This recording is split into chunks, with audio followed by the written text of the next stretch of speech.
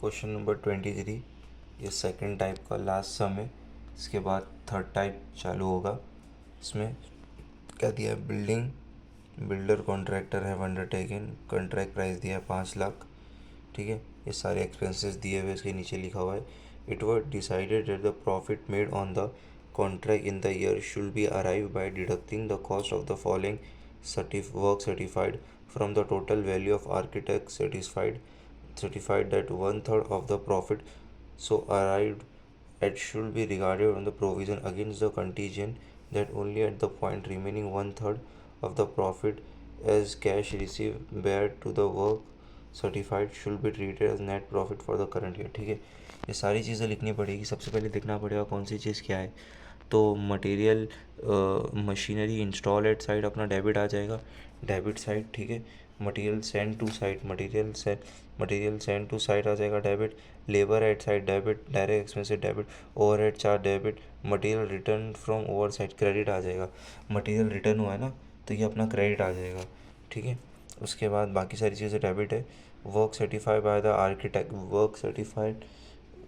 एक सेकेंड ना, हाँ वर्क सर्टिफाइड है। ठीक है, सबसे पहले लिखेंगे बाय वर्क इन प्रोसेस, लिखेंगे सर्टिफाइड वर्क में कितना आएगा, 4 लाख आएगा। अनसर्टिफाइड वर्क लिखेंगे। ठीक है, तो उसके बाद लिखेंगे कैश रिसीव मैंने बताया था फॉर्मूले के लिए यूज़ होता है।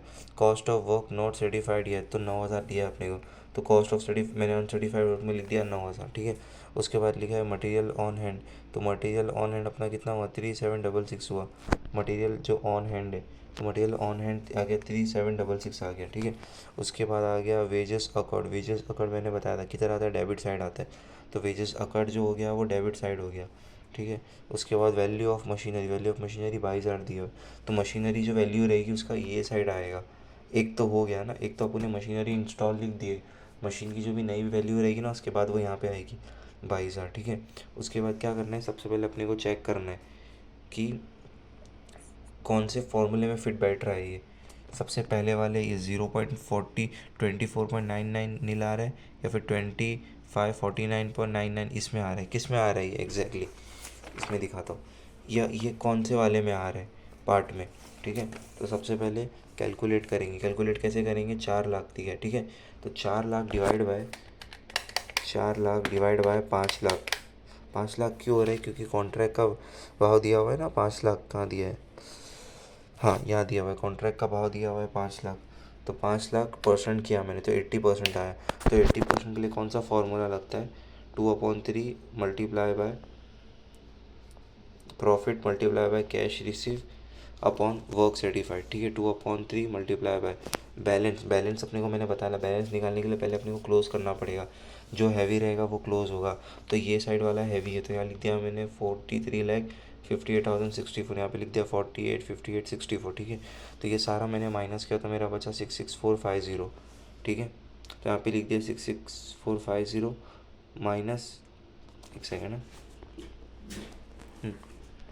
ये डायरेक्ट माइनस नहीं होगा। सबसे पहले प्रोविज़न फॉर कंटीजेंसी जो अपने को यहाँ पे क्वेश्चन में दिया हुआ था 1/3 ऑफ द प्रॉफिट। ठीक है, तो क्या करेंगे, अपन ऐसा लिखेंगे, as per question instructed provision for contingency 1/3 multiply by profit, तो 1/3 मल्टीप्लाई बाय जो अपने को आया ना 66450, उसको 1/3 कर दिए तो अपने को आया 22,500।